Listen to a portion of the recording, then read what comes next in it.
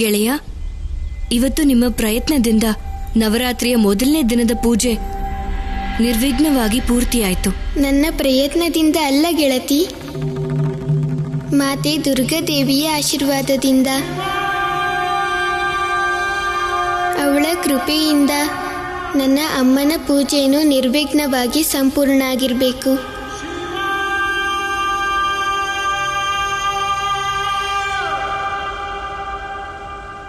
ನಾನು ನಿಮಗೆ ಹೇಗೆ ಹೇಳಿ ಶಿವ, ನಿಮ್ಮ ಅಮ್ಮನ ಪೂಜೆ ಸಫಲ ಆದ್ರೆ ನಾವು ಸೋತ್ ಹಾಗೆ. ಅವ್ರ ಪೂಜೆ ನೀವು ಮಹಾದೇವ ಆಗೋದನ್ನ ತಡೆಯೋದಕ್ಕೆ. ಒಂದು ವೇಳೆ ಅವ್ರ ಪೂಜೆ ಸಫಲ ಆದ್ರೆ ನೀವು ಮಹಾದೇವ ಆಗೋದಕ್ಕೆ ಸಾಧ್ಯನೇ ಇಲ್ಲ ಶಿವ.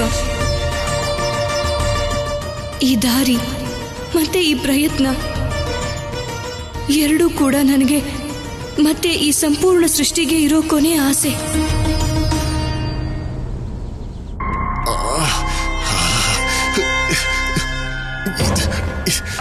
ಇದು ಏನಾಗ್ತಿದೆ ನನಗೆ?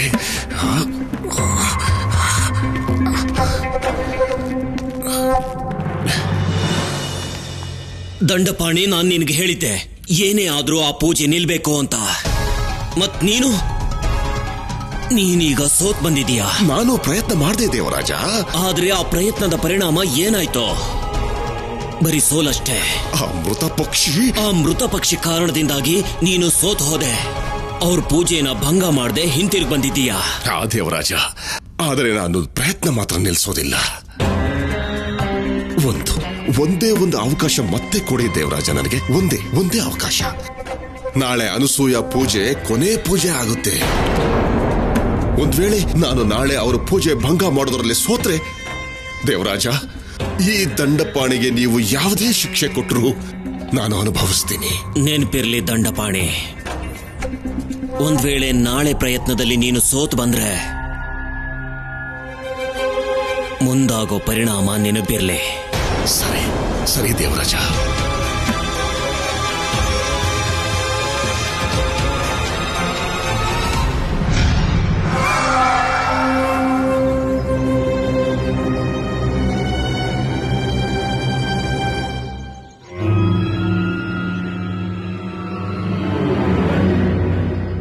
ನನಗೆ ಪೂಜೆ ಮಂತ್ರ ಗೊತ್ತಿಲ್ಲ, ಪೂಜೆ ವಿಧಿವಿಧಾನ ಗೊತ್ತಿಲ್ಲ.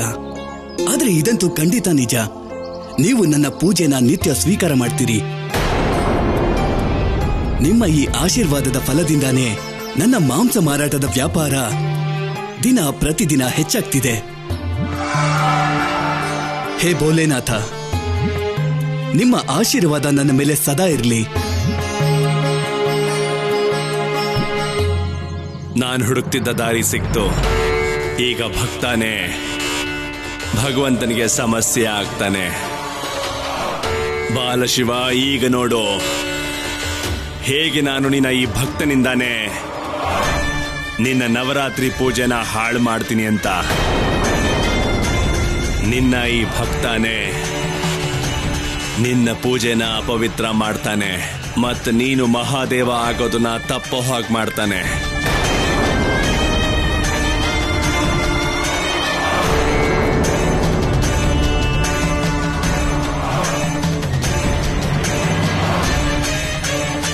ಈಗ ಸಮಯ ಬಂದಿದೆ. ಈ ಶಿವಭಕ್ತನ ದರ್ಶನ ಮಾಡ್ತೀನಿ.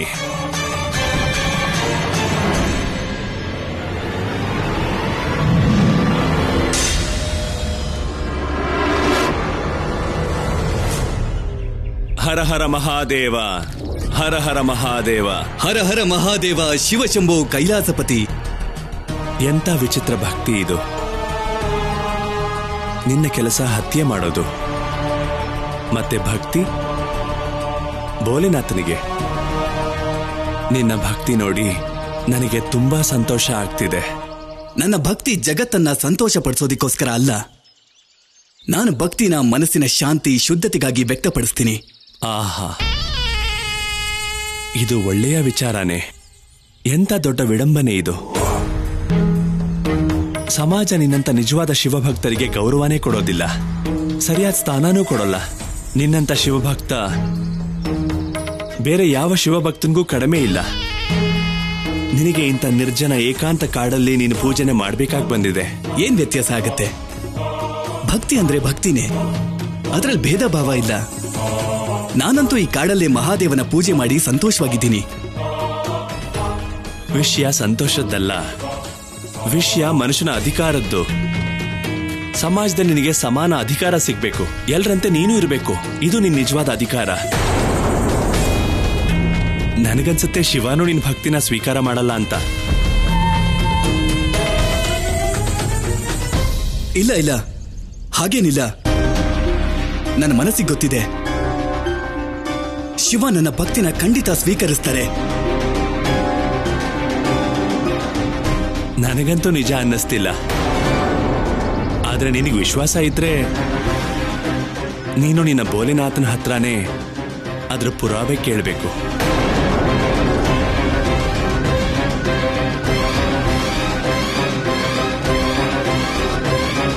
ಭೋಲೆನಾಥನ ಹತ್ರ ಭಕ್ತಿ ಪುರಾವೆನಾ? ಅವ್ರನ್ನ ನಾನು ಹೇಗೆ ಪುರಾವೆ ಕೇಳಕ್ಕಾಗತ್ತೆ?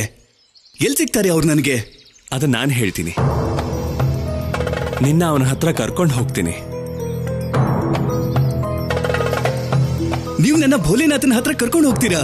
ನಿನ್ನಂತ ನಿಜವಾದ ಭಕ್ತನಿಗೆ ಭಕ್ತಿ ಪುರಾವೆ ಕೊಡಿಸೋಕೆ ನಾನು ಖಂಡಿತ ನಿನ್ನ ಕರ್ಕೊಂಡು ಹೋಗ್ತೀನಿ. ಅವ್ರ ದರ್ಶನಕ್ಕಾಗಿ ನಾನು ಏನ್ ಮಾಡೋದಿಕ್ಕೂ ಸಿದ್ಧನಾಗಿದ್ದೀನಿ. ಏನಾದ್ರೂ ಸರಿ. ಸರಿ ಕೇಳು. ನಿನ್ನ ಭೋಲೆನಾಥ ಒಬ್ಬ ಚಿಕ್ಕ ಬಾಲಕನ ರೂಪ ಪಡೆದು ಬಾಲಶಿವ ಅನ್ನೋ ಹೆಸರಲ್ಲಿ ಋಷಿ ಅತ್ರಿ ಮತ್ತವ್ರ ಧರ್ಮಪತ್ನಿ ಸತಿ ಅನಸೂಯ ಮನೆಯಲ್ಲಿ ಅವ್ರ ಮಗ ಆಗಿ ಹುಟ್ಟಿದಾನೆ. ಇನ್ ಸ್ವಲ್ಪ ಹೊತ್ತಲ್ಲೇ ಬಾಲಶಿವ ಗುರುಕುಲದ ಮಹಾಮಾರ್ಗದಲ್ಲಿ ಬರ್ತಾನೆ. ನೀನು ಅಲ್ಲಿಗೆ ಹೋಗಿ ಅವನ ದರ್ಶನ ಮಾಡು. ಅವನಿಂದ ನಿನ್ನ ಭಕ್ತಿ ಪುರಾವೆಗಳನ್ನ ಕೇಳು. ಅವ್ರು ನನ್ನ ಭಕ್ತಿನ ಸ್ವೀಕಾರ ಮಾಡಿದ್ದಾರೆ ಅಂತ ಯಾವ ಪುರಾವೆ ಕೇಳಿದ್ರೆ ನನಗೆ ಗೊತ್ತಾಗುತ್ತೆ ಹೇಳಿ? ನಿನ್ನ ಹತ್ರ ಈ ಮಾಂಸ ಇದೆಯಲ್ಲ, ನೀನು ಅವನ ಹತ್ರ ಹೋಗಿ ಅವನಿಗೆ ಈ ಮಾಂಸ ನೈವೇದ್ಯ ಮಾಡು. ಒಮ್ಮೆ ಅವನು ಈ ನೈವೇದ್ಯ ಸ್ವೀಕಾರ ಮಾಡಿದ್ರೆ ಅದರ ಅರ್ಥ ಅವನು ನಿನ್ನ ಭಕ್ತಿನ ಸ್ವೀಕಾರ ಮಾಡ್ತಾನೆ ಅಂತ. ನೀನು ಹೇಗಿದೆಯೋ ಹಾಗೆ ಅವನಿಗಿಷ್ಟ. ಸರಿ, ಮತ್ತೆ ನಾನು ಮಾಂಸದ ನೈವೇದ್ಯನ ಕೊಡ್ತೀನಿ. ಬೇಕಾದ್ರೆ ನೋಡ್ತೀರಿ, ಅವ್ರು ಈ ಪರಮ ಭಕ್ತನ ನೈವೇದ್ಯನ ಖಂಡಿತ ಸ್ವೀಕರಿಸ್ತಾರೆ. ಹೋಗು, ಬೇಗ ಹೋಗು.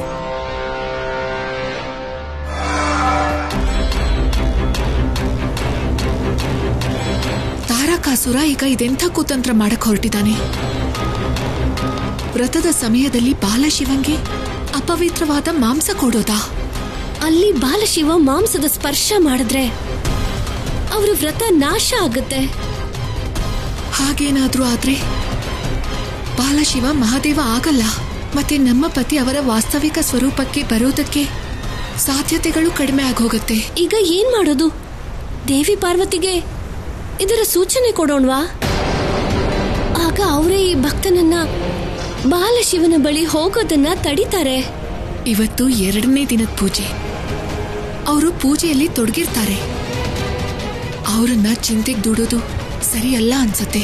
ಮತ್ತೆ ಈಗ ನಾವೇ ಹೇಗಾದ್ರೂ ಆ ವ್ಯಕ್ತಿನ ಬಾಲಶಿವನ ಹತ್ರ ಹೋಗ್ದಿದ್ದ ಹಾಗೆ ತಡಿಬೇಕು.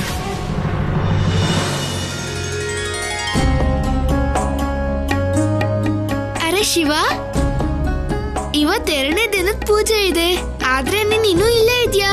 ಗೆಳತಿ ಪಾರ್ವತಿ ಮನೆಗೆ ಹೋಗಲ್ವಾ? ಹೋಗ್ತೀನಿ ಸೋದರ ನಾರಾಯಣ. ಒಬ್ಬ ಮಗ ಆಗಿ ಅಮ್ಮನಿಗೋಸ್ಕರ ಕೆಲವು ಕರ್ತವ್ಯ ಮಾಡಬೇಕು ನಾರಾಯಣ. ಮೊದಲು ಆ ಕರ್ತವ್ಯಗಳನ್ನ ಮುಗಿಸಿ ಆಮೇಲೆ ನೆರೆ ಮನೆ ಗೆಳತಿ ಮನೆಗೆ ಹೋಗ್ತೀನಿ. ಗೆಳೆಯ ಶಿವ, ನೀನು ಅಮ್ಮನ ಪೂಜೆ ಬಗ್ಗೆ ಚಿಂತೆ ಮಾಡ್ಬೇಡ. ನಾವೆಲ್ಲ ಇಲ್ಲಿದ್ದೀವಿ, ನಾವೆಲ್ಲ ಸೇರ್ಕೊಂಡ್ ಮಾಡ್ತೀವಿ ಗೆಳೆಯ. ಹೌದು ಶಿವ, ಅದು ಗೊತ್ತಿದೆ ಸಹೋದರ ದೇವ. ಆದ್ರೆ ಯಾವುದೇ ಕೆಲಸನ ಸುಲಭ ಮಾಡೋದ್ರಲ್ಲಿ ಮತ್ತೆ ಬೇಗ ಮುಗಿಸೋದ್ರಲ್ಲಿ ಸಂಖ್ಯಾಬಲದ ಮಹತ್ವ ಬಹಳ ಇದೆ. ಜೊತೆಗೆ ಮನೆ ಕೆಲಸ ಮಾಡೋದು ಕೂಡ ನನ್ನ ಕರ್ತವ್ಯನೇ ಅಲ್ವಾ?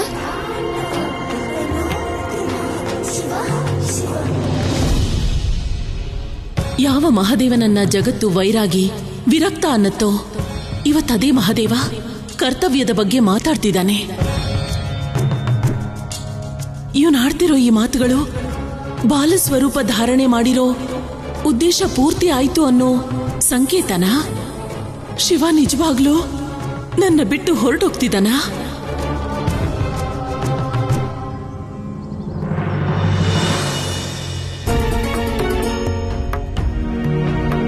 ಶಿವ, ಹೇಳಿ ಅಪ್ಪ. ನೀನಿಲ್ಲಿ ಕೂತು ಏನ್ ಮಾಡ್ತಾ ಇದ್ಯಾ ಕಂದ? ಅಲ್ಲಿ ಮಹಾದೇವಿ ಅವರ ಮನೇಲಿ ಕೂತು ನಿನಗೋಸ್ಕರ ಕಾಯ್ತಾ ಇರಬಹುದು. ಈ ಪುಷ್ಪಹಾರನ ಸಿದ್ಧ ಮಾಡಿ ಹೋಗ್ತೀನಿ ಅಪ್ಪ.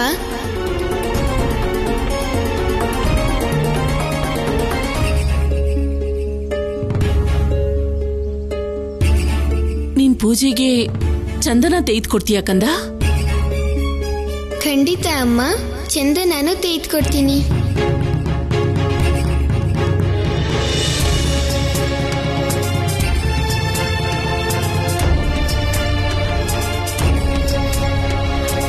ಸರಿ, ಬೇಡ ಬಿಡು ಶಿವ, ನೀನು ದೇವಿ ಪಾರ್ವತಿ ಮನೆಗೆ ಹೊರಡು. ಅಲ್ಲಿ ಮಾಡ್ತಿರೋ ಪೂಜೆಗೆ ತಡ ಆಗ್ತಿರಬಹುದು. ಇಲ್ಲ ಅಮ್ಮ, ಚಂದನನ ತೆಗೆಯೋದಕ್ಕೆ ಹೆಚ್ಚು ಸಮಯ ಬೇಕಾಗಿಲ್ಲ. ನಾನು ಆಮೇಲೆ ಹೋಗ್ತೀನಿ ಅಮ್ಮ.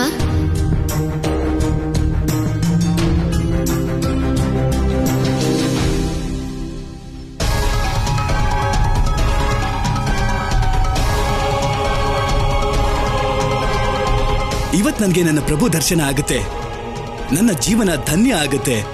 ಇವತ್ ನಾನು ಕೊಡೋ ಅಂತ ನೈವೇದ್ಯನ ಪ್ರಭು ಖಂಡಿತ ಸ್ವೀಕರಿಸ್ತಾರೆ.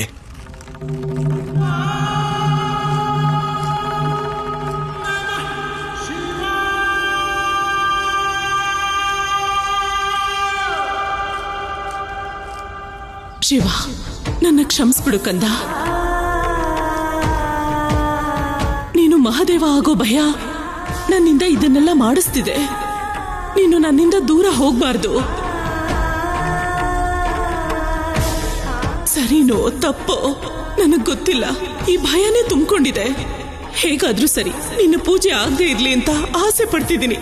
ಕ್ಷಮಿಸು ಕಂದ.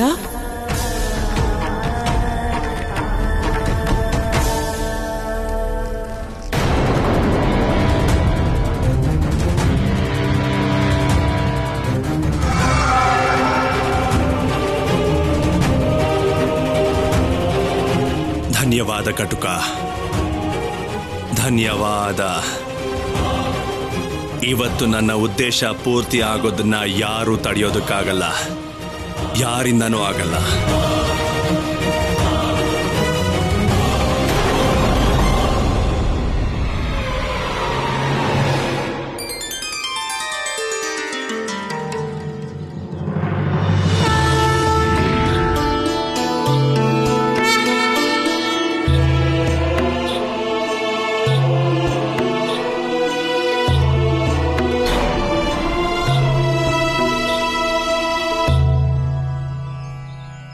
ನೀವಿಬ್ರು ಯಾರು ದೇವಿ?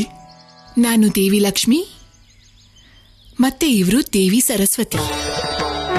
ಪ್ರಣಾಮಗಳು ಮಾತೆ. ಆದ್ರೆ ಮಾತೆ, ನೀವಿಬ್ರು ಯಾಕೆ ನಂದಾರಿಗೆ ಅಡ್ಡ ಬಂದಿದ್ದೀರಾ? ನಿನ್ನ ಶಿವಭಕ್ತಿಗೆ ಸಂತೋಷ ಆಗಿದ್ದಕ್ಕೆ. ನಾವು ನಿನ್ನಂತಹ ನಿಜವಾದ ಭಕ್ತನನ್ನೇ ಹುಡುಕ್ತಾ ಇದ್ವಿ. ನೀನು ಶಿವಭಕ್ತಿ ಬಿಟ್ಟು ನಮ್ಮ ಭಕ್ತ ಆಗ್ಬಿಡು. ಆಗ ನಾವು ನಿನಗೆ ನೀನ್ ಕೇಳೋ ವರ ಕೊಡ್ತೀವಿ.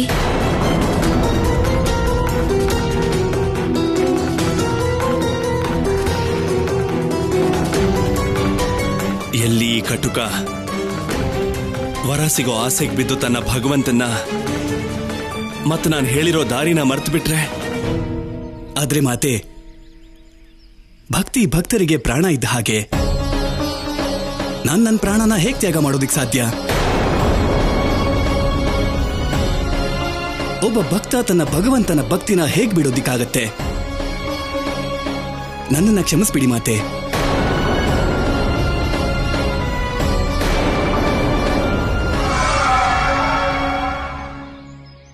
ಇವನ್ ಬದಲಾಗೋದು ಕಷ್ಟನೇ, ಆದ್ರೆ ಈಗಷ್ಟೇ ನಿನ್ನ ಪರೀಕ್ಷೆ ಆರಂಭ ಆಗಿದೆ. ಈಗ ನೀನು ಶಿವಭಕ್ತಿ ಬಿಟ್ಟು ನಮ್ಮ ಭಕ್ತ ಆದ್ರೆ ನಾವ್ ನಿನ್ಗೆ ಸ್ವರ್ಗಾಧಿಪತಿ ಇಂದ್ರನ ಸರ್ವೋಚ್ಚ ಪದವಿ ಕೊಡ್ತೀವಿ.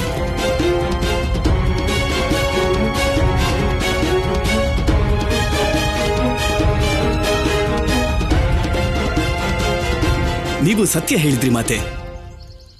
ಇಂದ್ರನ ಪದವಿ ಸರ್ವೋಚ್ಚನೇ.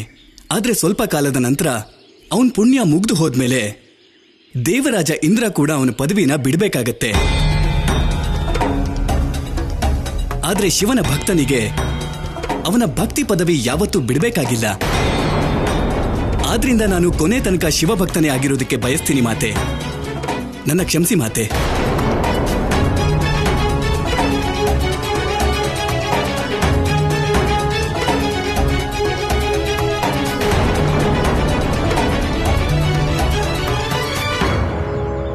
ಈ ಸಲ ವಿಜಯ ಪಥದಲ್ಲಿ ನನ್ನ ವಿಜಯ ರಥ ಓಡೋದಂತೂ ಖಂಡಿತ ಸಾಧ್ಯ, ಖಂಡಿತವಾಗ್ಲೂ ಸಾಧ್ಯ. ಕಟುಕ, ನಿನ್ನ ಭ್ರಮೆನ ಬಿಟ್ಬಿಡು. ಅಷ್ಟು ಸುಲಭವಾಗಿ ನೀನು ಬಾಲಶಿವನ್ ಹತ್ರ ಹೋಗಕ್ಕಾಗಲ್ಲ. ಈಗ ನೀನು ತುಂಬಾ ಕಷ್ಟಗಳನ್ನ ಅನುಭವಿಸ್ಬೇಕಾಗತ್ತೆ. ನೀನ್ ತಲುಪೋದಕ್ಕಾಗಲ್ಲ.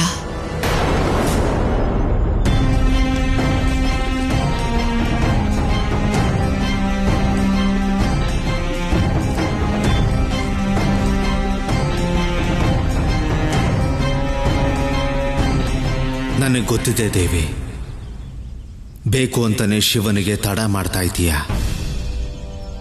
ಆದರೆ ದೇವಿ ಪಾರ್ವತಿ ಪೂಜೆಗೆ ಸಮಸ್ಯೆ ಆಗೋದಕ್ಕೆ ನಾನಂತೂ ಖಂಡಿತ ಬಿಡಲ್ಲ.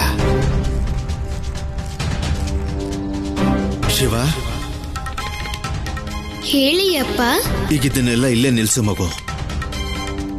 ನೋಡು, ಈ ಚಂದನನ ನಾನೇ ಬೇಗ ತೆಯ್ತೀನಿ. ನೀನು ಈಗಿಂದೀಗಲೇ ದೇವಿ ಪಾರ್ವತಿ ಮನೆಗೆ ಹೊರಡು. ಅಲ್ಲಿ ಈಗಾಗಲೇ ಪೂಜೆಗೆ ತಡ ಆಗ್ತಾ ಇದೆ. ಸರಿ, ಹಾಗೇ ಆಗ್ಲಿ ಅಪ್ಪ.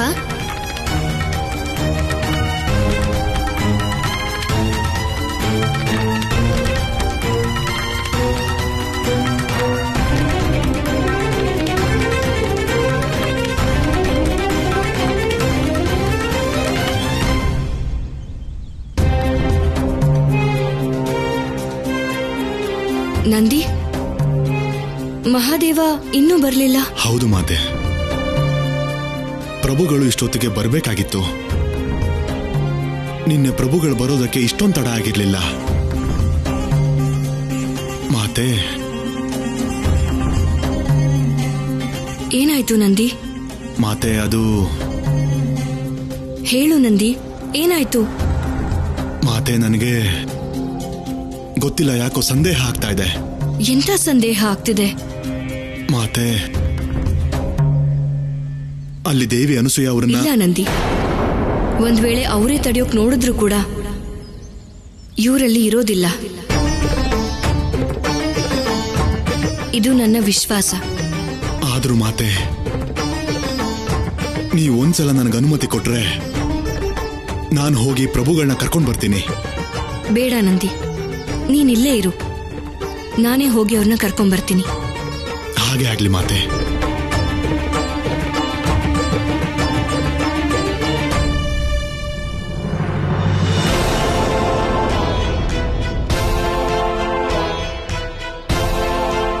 ಹೇ ಮಹಾದೇವ, ನಾನು ಯಾರಾದ್ರೂ, ಹೇಗಿದ್ರು, ಯಾವ ರೂಪದಲ್ಲಿದ್ರು ಅದೇ ರೂಪದಲ್ಲಿ ನಾನು ಮತ್ತೆ ನನ್ನ ಭಕ್ತಿ ನಿಮ್ಗೆ ಒಪ್ಪಿಗೆ ಇದ್ರೆ ನೀವು ನನ್ನ ಈ ನೈವೇದ್ಯನು ಖಂಡಿತ ಸ್ವೀಕಾರ ಮಾಡ್ತೀರಿ.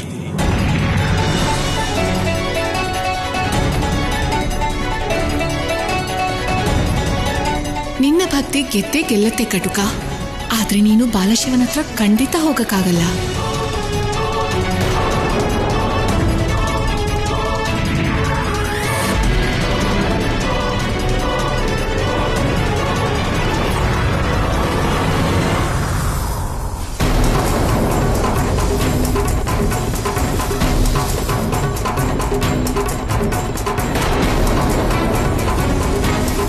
ಇದೇನಿದು?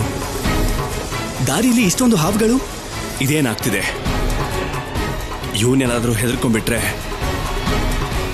ಆಗ ನನ್ನ ಉಪಾಯ ಎಲ್ಲ ಹಾಳಾಗ್ಬಿಡುತ್ತೆ.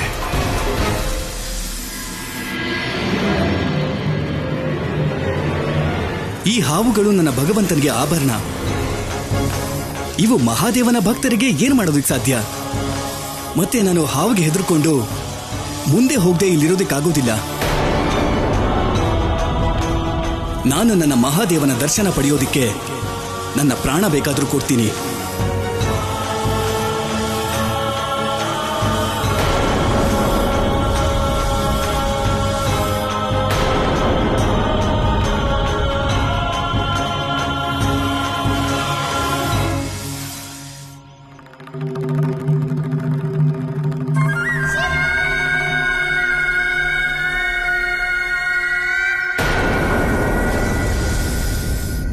ಇವನು ನಿಜವಾಗ್ಲೂ ಅತಿ ದೊಡ್ಡ ಶಿವಭಕ್ತಾನೆ. ಅಚಲ, ನಿರ್ಭಯಿ, ಸಮರ್ಪಿತ. ಒಳ್ಳೇದೇ ಆಯ್ತು. ಒಬ್ಬ ಭಕ್ತ ಆದ್ರೂ ಅಸುರರಾಜ ತಾರಕನ ಕೆಲ್ಸಕ್ಕಾಗ್ತಿದ್ದಾನೆ. ಈ ಸಮಸ್ಯೆನೇನೋ ದಾಟ್ಬಿಟ್ಟೆ ನೀನು. ಈಗ ಈ ಸಮಸ್ಯೆನ ದಾಟಿ ತೋರ್ಸು.